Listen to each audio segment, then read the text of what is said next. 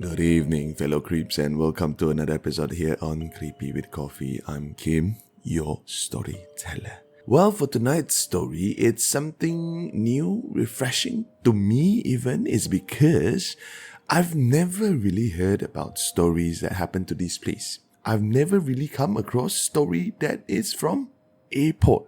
So tonight's story happened exactly at the airport. Well, airport is always a busy place, and not. But how did creepy stuff happen at such a busy place? Well, before we get on to tonight's story, like usual, if you have yet to do so, please help me like, share, and subscribe to the channel. Thank you so much. Now, let's get into the story. This is Creepy with Coffee.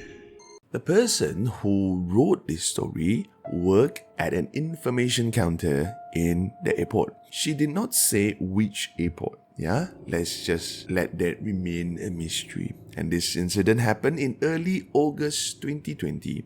The date might give it away.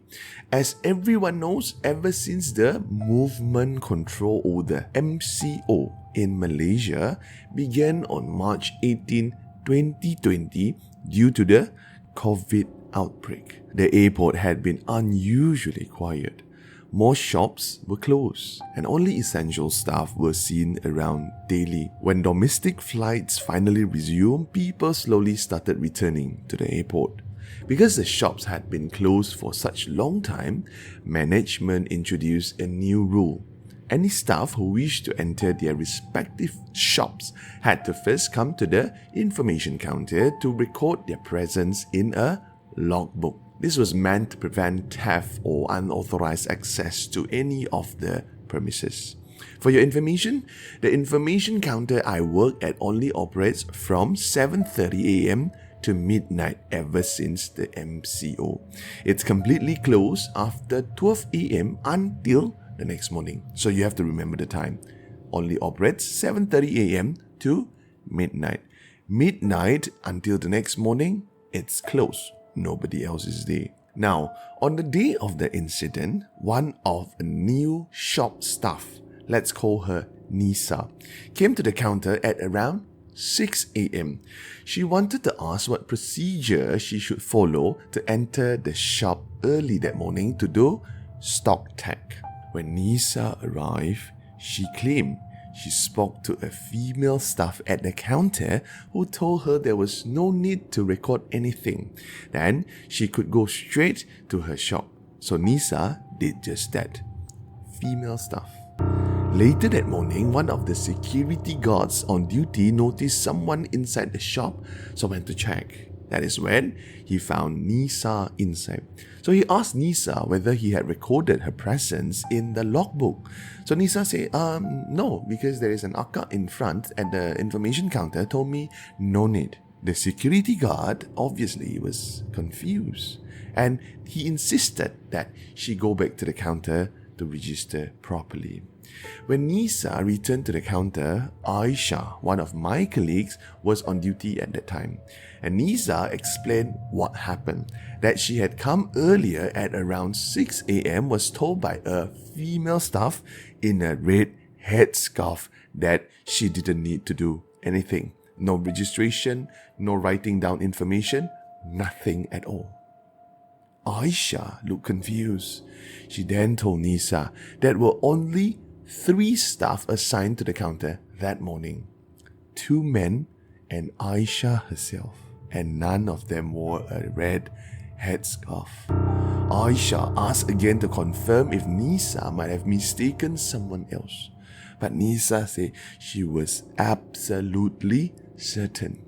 She insisted that she had clearly spoken to a woman wearing the same uniform, sitting behind the counter.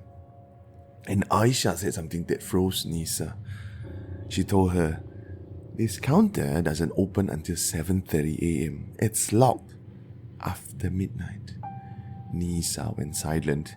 Her face turned pale. After quickly signing her name in the logbook, she left without another word. Since that day, Aisha and the rest of us couldn't stop wondering, who was that woman in the red headscarf sitting at the counter 6 in the morning?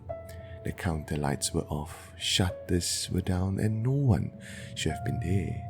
To this day, we still do not know who or what Nisa spoke to that morning. And sometimes when we close at midnight, I couldn't help but wonder, is she still there, taking care after the information counter? Well, the next story is rather short, right? But I would say that you imagine if you are Nisa, you came to work 6 in the morning because you have tasks that you need to finish. 6 a.m. Not a lot of people at the airport, especially at that time, which is right after pandemic. But you see a woman in a red scarf sitting there. Nothing unusual, but when you ask question, that person just tell you, oh, no need. You just proceed in. Then people tell you there was no such person there. My take on the story? One, it could be an ex-staff that used to work there. We have heard countless stories about this whereby people who were no longer around, as in they have passed on, return and be seen at their workplace. Two, it could be just entities that was just wandering around in the airport area. You know how airport unusually quiet, especially during pandemic times. A lot of places actually, not just the airport. So probably the entity started to move into airport and take that as their home. I'm not sure whether there are other stories about this person in the red headscarf after this particular story or not. But if you have heard similar story like this, the woman in the red headscarf, put it down below in the comments.